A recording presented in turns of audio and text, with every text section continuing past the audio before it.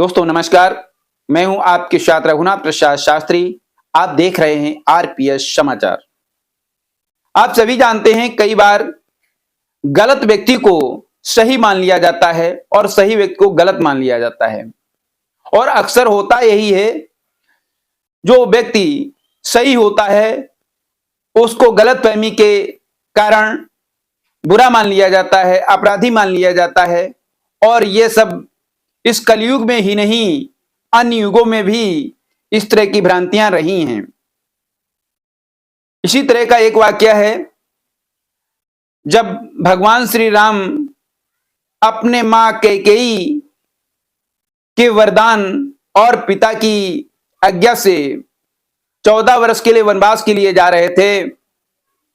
साथ में मां सीता और भाई लक्ष्मण भी जा रहे थे। वो किसी गांव से होकर नहीं निकल रहे थे, गांव के बाहर या नगर के बाहर से होकर वो गुजरने का प्रयास कर रहे थे।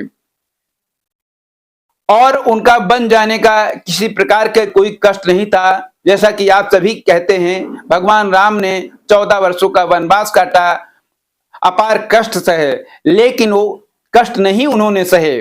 उन्होंने अपना कार्य किया, जिस कार्य के लिए उनका अवतरण हुआ था, शत्रुओं का संहार करना और भक्तों का उद्धार करना।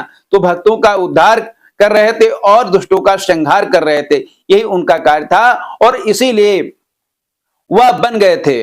और वन में अगर लक्ष्मण और सीता उनके साथ नहीं होते तो शायद भगवान श्री राम जो अपना लक्ष्य लेकर आए थे उस लक्ष्य की पूर्ति नहीं कर पाते। क्योंकि जब सीता जी नहीं होती वहां, तो रावण उनका अपहरण नहीं करता, और जब अपहरण नहीं करता तो रावण का विनाश नहीं होता, और लक्ष्मण नहीं होते तो वहां पर उनकी सुरक्षा कौन करता? भगवान श्री राम और सीता की सुरक्षा लक्ष्मण के द्वारा की जा रही थी। इसलिए तीनों का होना बहुत जरूरी था वन में जाने के लिए। तभी भगवान श्री राम का जो लक्ष्य था वो पूर्ण हो सकता था। लेकिन आम लोग जो देख रहे थे उनको बहुत कष्ट हो रहा था। वो कैकेयी को गलत शब्दों का इस्तेमाल कर रहे थे, उन्हें अपराधी मान रहे थे कैकेयी को, जबकि कैकेयी कहीं से भी अपराधी नहीं थी। और ना ही मंत्रा और कैकेयी पर अनावश्यक दोष लगा रहे हैं लोग, और अभी भी लगाते हैं, लेकिन वास्तविकता जाने बगैर ही लोग दोष लगाते हैं। इसी तरह जब भगवान श्री राम गंगा नदी के तट पर पहुंचते हैं, उससे पहले बहुत सी महिलाएं उन्हें देखकर बहुत परेशान होती हैं, कहती इतने सुंदर सुकुमार और सुंदर नारी लेकर वन क्यों जा रहे हैं, इनकी माता पिता कैसे होंगे। आइए गोस्वामी तुलसीदास जी ने जो रामचरितमानस में लिखा है आपको बताते हैं। गोस्वामी तुलसीदास जी महाराज ने क्या लिखा है। ते पितु मातु कहव सकी कैसे, जिन पठये बन बालक ऐसे। राम लखन सिय रूप निहारी, हो ही स्नेह बिकल नर नारी। जब भगवान श्री राम और लक्ष्मण सीता और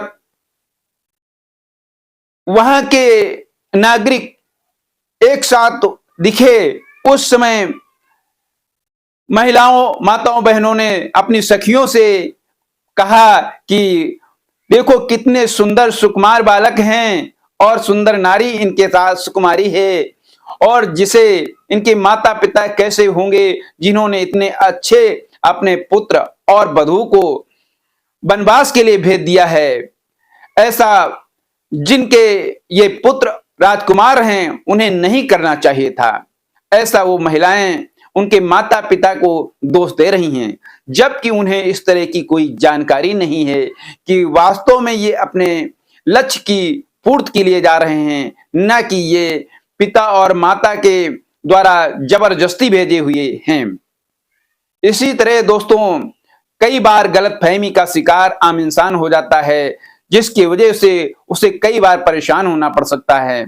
इसलिए आप सभी से मेरा यही निवेदन है, किसी को गलत कहने से पहले कई बार उस पर विचार करें कि आखिर ये वास्तव में गलत है या हम लोग इसे गलत कह रहे हैं।